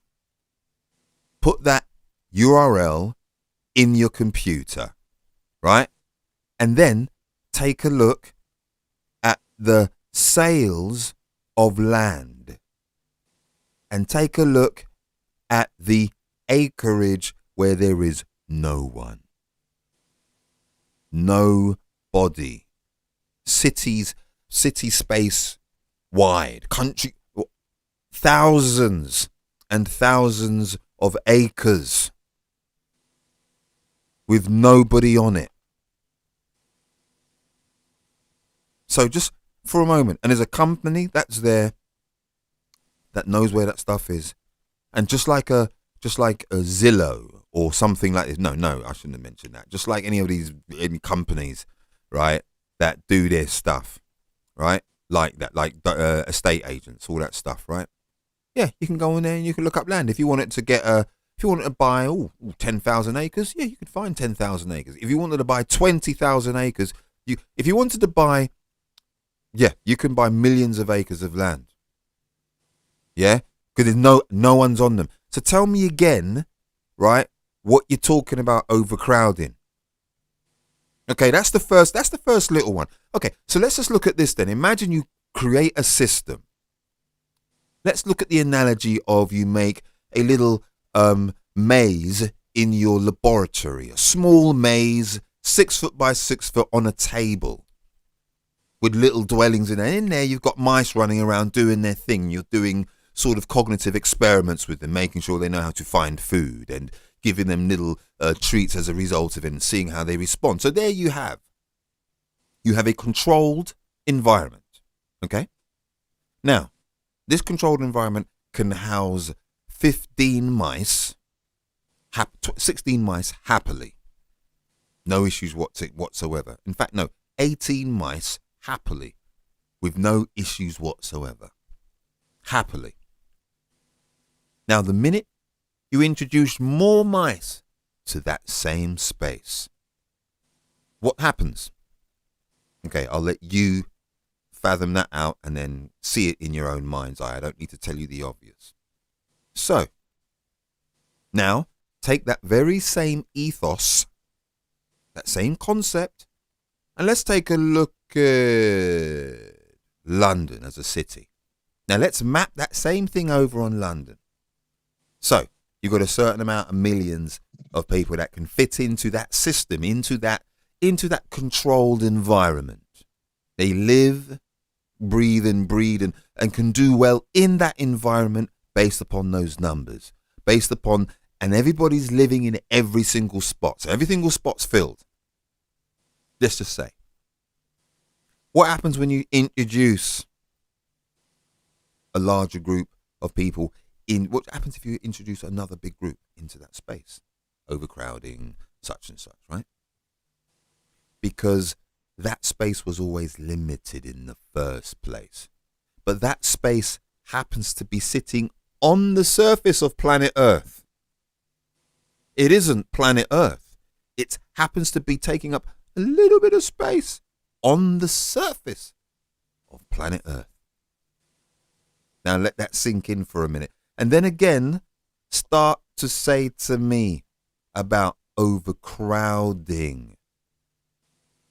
Start to look at it for what it truly is and not what they are telling you it is. Stop listening to them when they tell you what's in the sky and step out your bleeding house, look up and see for yourself. Ah, but they've been conditioned, Iheanyi, by pop culture. Don't look up. You saw the movie? Yeah, you know, don't look Oh, up. that was a beautiful movie. Come on. Come on, all those stars in there, supposed stars. I mean, yeah. I was actually looking at the background there. I was like, Karl, Iheanyi, we are on space. Can you see that? It's fabulous, isn't it? It is fabulous. It is fabulous. That's beautiful. But we're certainly cooking on gas now. All of us, we've got a monitor. We can see what's going on. We're able to hear ourselves without Hurricane Katrina running through the audio, which is fabulous. And for a quick pilot episode, this one weren't too bad, I don't think. No, Not at all, mate. You know what I mean? it's been good. It's been great. Mm. Well, you know something. We did dive deep into certain subjects. We could have gone further, You know something? Well, there's but something. it's a good taster. It is a good taste, and guess what? Go on. And now it's time for that part of the show when we deal and hand you over to the indomitable Marius with what comes up. Is it for real? Yeah. Is this not the show, Marius? Yeah, it's part of the show, isn't it? It's like, yeah, for our listeners, it's like, no, we're just gonna step in for a tester to see how it all goes. And 2 hours later, that tester is still going on. We've been going down and diving deep into the subjects, and now he says, now it's what comes up with Marius. I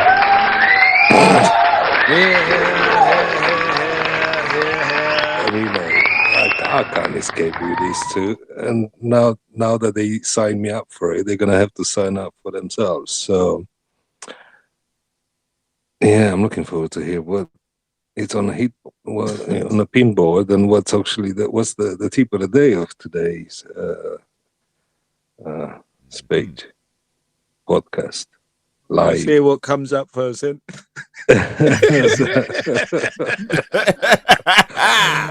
Well, yeah, let's do that, shall we? I tell you what does come up. What does come up is, do listen to these tests a few times. Every time you get challenged, go and use either DuckDuckGo or Ecosia or YouTube. No YouTube, sorry, or other search engines. But Google, just don't touch that one. That's fire. Don't touch it. And look into it. Do a bit of research. For once, some of you probably wanted to be a researcher when they were younger, and then they forgot. And now it's like the time to step in and, oh, let me do a bit of research. Let me tap into the other side. Let me see what they say. Because until now, I've been so well programmed to only look at what I think is right, what I believe is true. And then when you look at it, don't just get triggered. Just listen to what people have to say. Just look at whatever evidence they have come up with. Or just do what Karl said. Go to the shop, pick up a jar, turn around, look at ingredients, see if you recognize them. See if there is any codes that you're going to have to search on Google to find out. What is that? Is that a chemical? Oh, but that chemical is used probably in poisoning rats. And they put it in food now? Oh, so you say, yeah, but it's in smaller quantities and it doesn't affect you. Bullshit. Bullshit. If it kills rats, if it kills mice, if it kills insects, if it kills anything that's living being, it kill you too. Probably not straight away, because they don't like to kill you straight away. They like to kill you bit by bit, because they want to have a customer for a longer period of time. For now, because AI is here. Hello, AI is here. They're soon going to do everything. They may not need you anymore, so they may not have to keep you with those pills for you to struggle for your breath, to struggle to walk, to struggle to think, to struggle to eat, because they don't need you anymore. You don't need the customers. Why would you keep them? So seriously, if you really love yourself, why not check what you put inside you? Why not? If I'll give you a glass of poison, and I say, drink it, because this quantity is not going to kill you, will you drink it? But if you don't drink it, why do you eat the food that they tell you is poison in it? And you pay for it, and you get taxed for it. I mean, you get taxed left, right, and center, like myself, right? We get taxed from everything. Soon they want to tax probably the air we breathe. But do we want to get there? Or do we want to stop it? And the only way we can stop it, it's actually become more aware. What we ingest, what we listen to, what information we come across. Take some time for yourself. Sometimes just block all the media and take, if not a couple of hours a day, maybe a week off the media. Go out there, see the nature. Taste something from the nature that you know you can eat it. It's edible. If you don't know what to eat, there are books out there that can teach you what you can eat from nature. I mean, there is a good book. It's called SAS Survival Guidebook. It will really teach you how to go out there and eat the right food, right? It will also teach you how to survive in case you need it later on. Who knows? We don't know what comes up, what times are coming. But, you know, the thing is, whatever you prepared for, it's nothing for you to be afraid of. So that's all I'm going to say. And that's what comes up.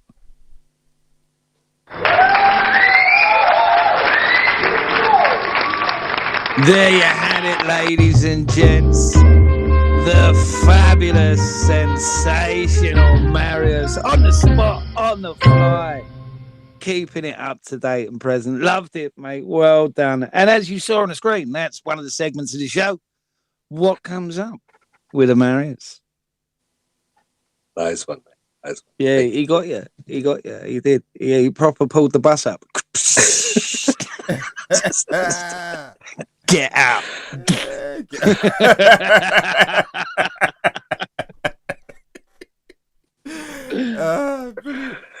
Brilliant. Yeah. Brilliant. But, you know, at the same time, press the button, yeah. Well, why are you rushing? Look at him. We haven't even had a chance to let that soak in yet. What are you talking about, press the button, man? Hang on.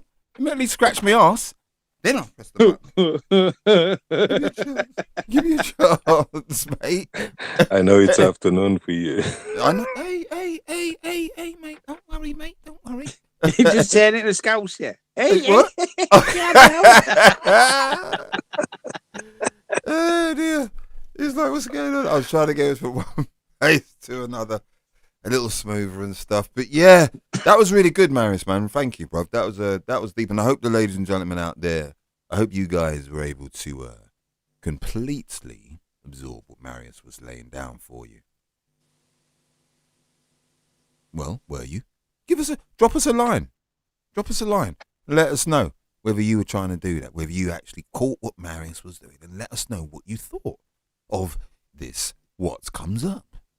All right, All right. Let us know. I mean, this is a good one, right? This is new for us, right? I think I'm loving it. I'm you know what? I feel like I wish we'd have been doing this in the beginning. But you know what? And now, we hand you over to the one and only, the man of the hour. Hit the pinboard with Karl. Second knock.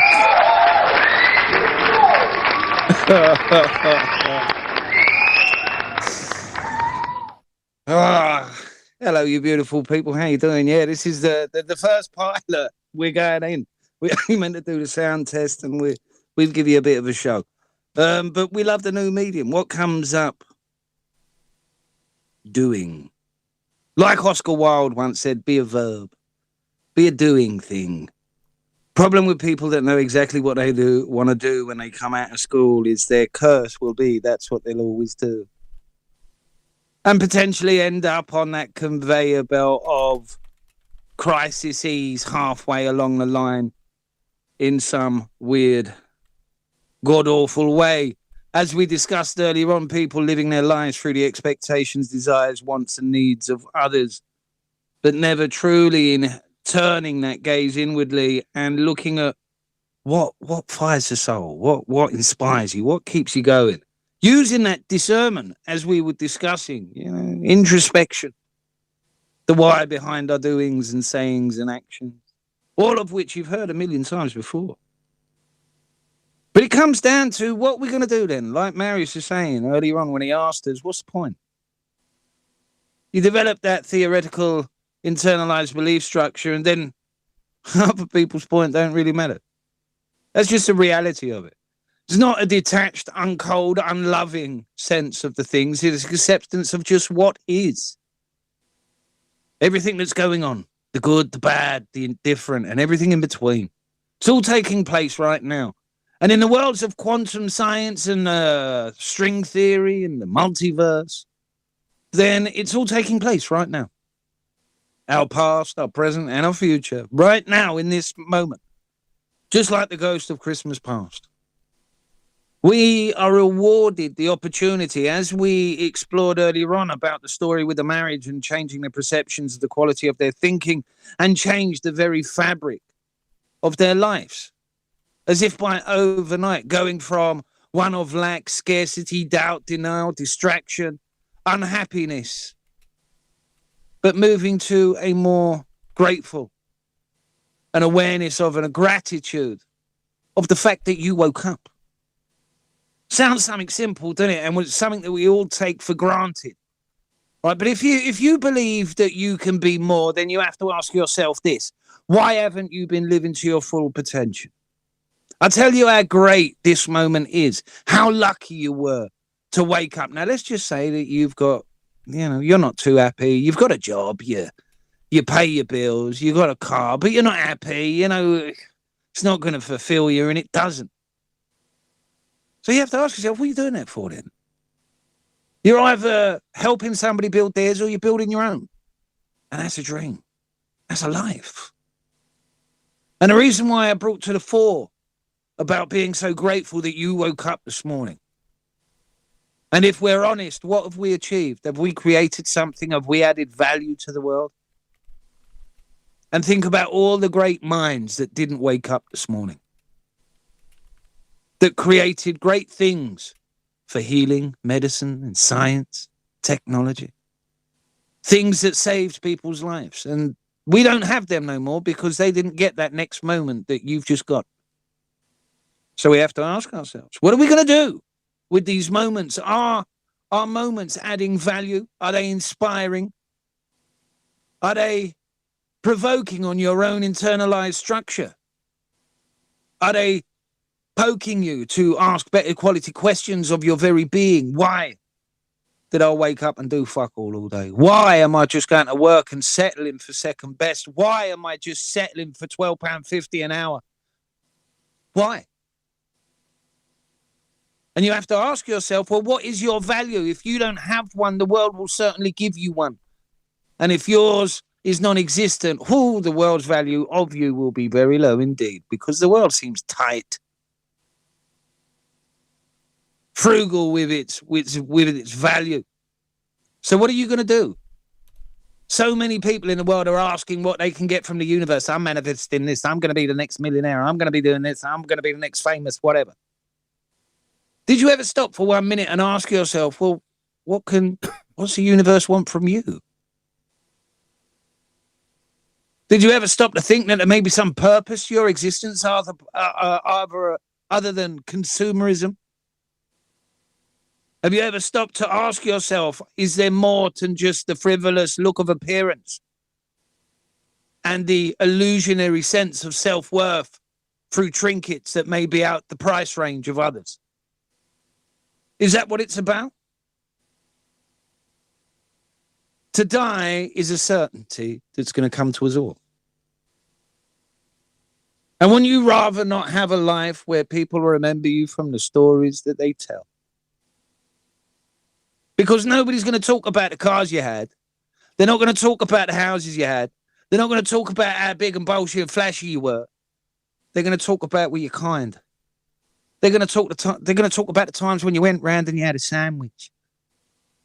They're going to talk about the times where you helped them through a difficult jam.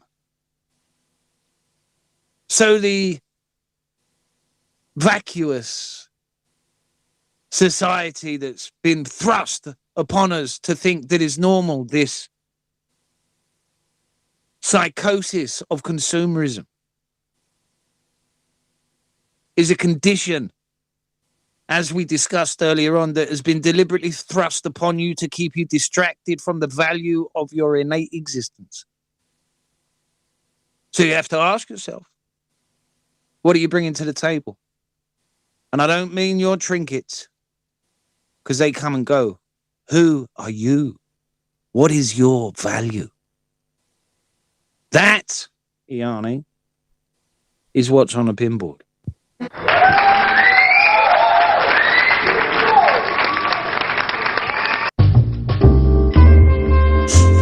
There you have it. Decisive, Karl, with what's on the hit the pinboard. Hit the pinboard. Good job. Good job. Good job. Very good job indeed. You know, real quick, I was going to quickly just do this so that people had an opportunity, right? And had an opportunity because, you know, constantly doing what I'm doing, right? Constantly trying to achieve greatness in all sorts of ways, right? What I would love the watcher to do right now is please subscribe and follow us. Click the notification bell so that way, you know, when we're going live and what we're doing.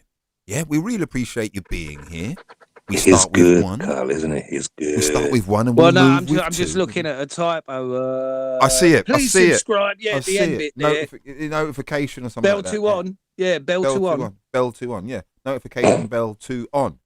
Yeah, it is to on. Click it on. Click below the notification bell to on. Not off, but on. Yeah. Just click the notification bell. That's it. You don't need. You see that? Do you know what I mean? See, you see, that's what it is. People man. confused to on. That's what does he mean to on? That's it's like yeah. That's some old school shit. The on and off button. You see that? Look, you see. I'm there, right? I'm doing my thing. I'm just, you know what I mean? Are you doing your thing? Are you I'm doing just your going thing? along. I'm just going along, right? I'm going along. I'm impressed. Right? I'm impressed. You see that? You see that? Oh, Quick look change. at that. Press the Bars. notification bell. He's There you fast. go. He's Ah, good at what he brilliant. does, man. He's He is good. good at what he's doing. Let's see how good he is at doing what he's doing. Press Not that really that. bell, Not Iheanyi. really Press that. that button, mate. Press let's see. that button, mate. You really want me to press that button, Yeah, don't press you? that button, mate. Such a liberty, mate. Such a liberty.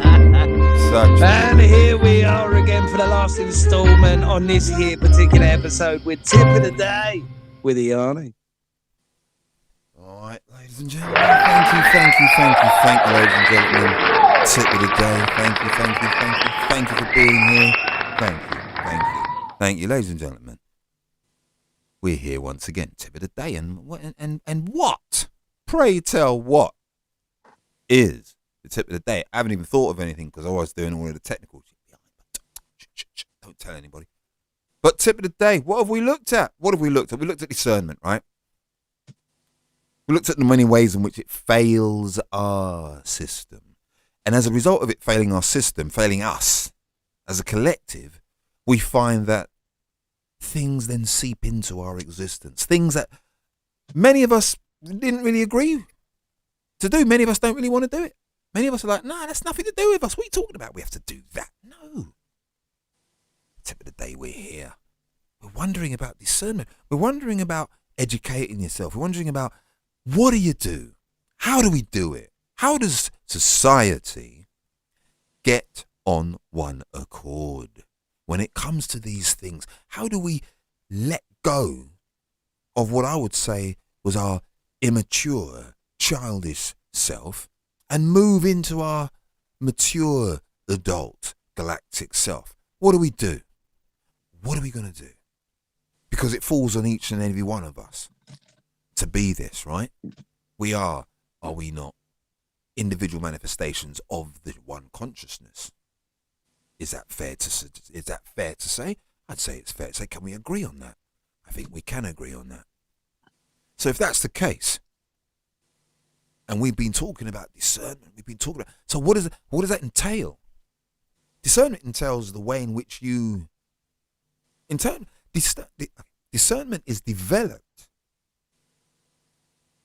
in the way in which you observe your environment, how you're shown, how you're taught, whether you're taught to be aware, whether you're taught to understand that which is around you, understand the trees, the birds, the animals, understand literally most aspects of environment, noticing where you are if you're going for a walk, remembering landmarks so that you don't get lost, because back in those days, no GPS. Are you feeling okay? Do you need some Benadryl, sir? Okay, let's move on. Just kidding. No, if you're going to be doing that, right? If we're going to be doing that, it's the way in which we were taught, how we found our way through life, right? What we were told to pay attention to and what we were told not to. Whether we were told at all or not did depend and does show discernment, the development of or the lack thereof. So maybe, ladies and gentlemen, because we find ourselves in a situation that overbearingly we have seen high numbers of what some of us may feel to be not in the best interest of us all, right? We saw high numbers of decisions. And even though they fought tooth and nail to hold on to those decisions, we said, all right. Don't listen. Yeah, we said, all right. And then guess what happened? We're looking today, and what are we doing? Are we saying, like, I told you so, told you, you say you never listen? No, we're not. We're stretching our hands out and say, you're going to need comfort, we're here. Discernment, ladies and gentlemen. The ability to observe, to absorb that which is around you. The ability to make a decision as to whether something is actually in the interest of growth and progression or in the interest of regression. Discernment. Observe, study, familiarize. That, my friends, is my tip of the day.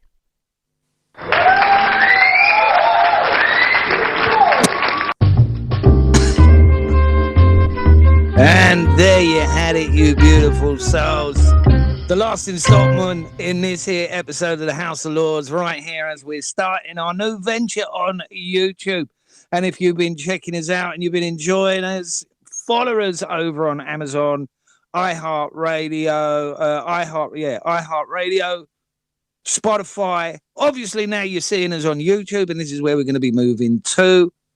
And obviously, I say obviously, some of you may not know, but the pop-up, the impromptu pop-up live on Instagram, we're going to be using that still to funnel some of you beautiful people over to the House of Lords here on YouTube, so you can see us, you can interact with us, and we can see you, which is fabulous, right? Because this is what we're aiming to do, up the game. So it's more of a visual and audible interaction, so you get to see us doing our thing, gesticulating and laughing and joking, because we know our silences, we know what we're doing, because we speak to each other all the time off air, so we can understand the faces that are being pulled, why you can't see us. But even in this way, we can see each other in real time on the conversation, the silly little faces that we're making, and all the rest of it. And so do you lot down there. Right, and the reason why I do it up there and down there is because we've invested in ourselves, and we got a bit of kit between us, and we can kind of see what's going on. But that being said, nothing but love and light to each and every one of you. It's been a pleasure. This has been our first pilot of some form of success. I don't know what the beginning's going to be like. I don't know if Iheanyi's going to chop the first half hour or so off. I'm not entirely sure, because there was some rather bizarre stuff being talked about because we didn't realise we were live. It was very well explained. Yeah, we did get it. We got in there a bit, didn't we? Yeah, there's a spicy pizza comment. You know, a spicy pizza conversation. Yeah, I want to say a big thank you to Naomi, because I can see her. Mm-hmm. Mm-hmm. Yeah, huge shout to Naomi for coming here and amazing. You know, amazing. A big thank you for all our listeners. And it's been a great one. Actually, it was supposed to be just a short one, but we know what the short one for us is. It's never short, is it? It's never short. Yeah, we say a short one, but short means the rest of the afternoon. Yeah, well, our listeners, they don't know that we also go through, different calls over the WhatsApp and all that. So it's quite a lot of conversations that we go through, and but this was great. It was great, and looking forward to look back at it. Because looking forward to look back. Is that what you just said? Looking forward to look back. What? Oh, stop picking up on me. Stop picking up on the non-English speakers. You're gonna look like a. You know what I mean? Yeah, I wasn't born here. I'm gonna look like a bully, aren't I? Yeah, you're gonna look like one. So stop. We're not. We're not. Just so you know, right? I was gonna say, but Iheanyi weren't born here either. Yeah, wasn't it? Was he raised here? No. Was he raised here? I was raised there. Yeah, I was. I was raised in. I was actually born here too. So. Was you? Yeah. I thought you said you came over when you were like 7 or something. No, I didn't say that. I said I left Hampshire when I was 9. That's proper abroad. That is. Yeah, I left Hampshire when I was 9. I got back to London, but yeah, proper abroad. There you go. I like the way Karl was jumping on it to protect you. You know what I mean? And that's fine. It's fine. Look, mate, it's good. Mate, you know what I mean? It's all good, bro. I got it all covered there, mate. Look at that love and light. So it's good. Oh, look at that. He's on fire there. Oh, that's beautiful. Right, hang on. What was that? What's that? We're hanging on for something. What's going on? Oh, I know what he's doing. What's he doing? Wait. Hang on. I need a bun. Where's that? What we looking for? He's like, hang on. There is it. He sent it me directly. There you go. Yeah.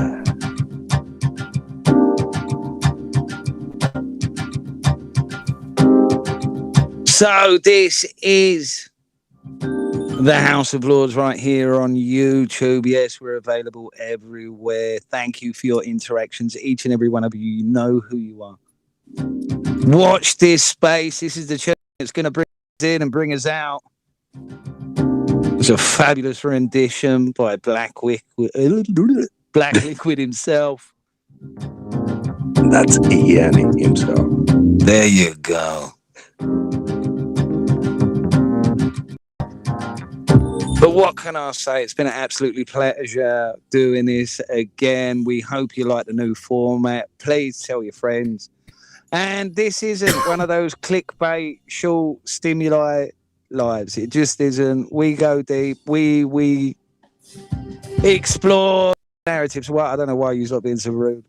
Because there's a message. Put your teeth back in, Carl. Yeah, put your teeth back in, bruv. That's just not nice. In it.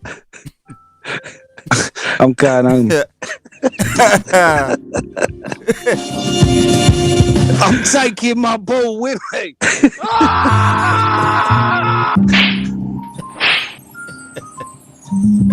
Right, that's it from us, Iheanyi. Press that button, mate. We're going to be out of here. I don't know how we end this. I think it's just a I've got it, mate. I've got it. We're going to end like this. Here's how we end. You got that running, and then we're going to do our normal. We'll do our normal thing, right? So we'll let that fade. Do you want to fade out on that, or do you want to fade out on our little bum, biddy bum, bum, bim, bum? Which one do you want? I'd just say press the button, mate. All right.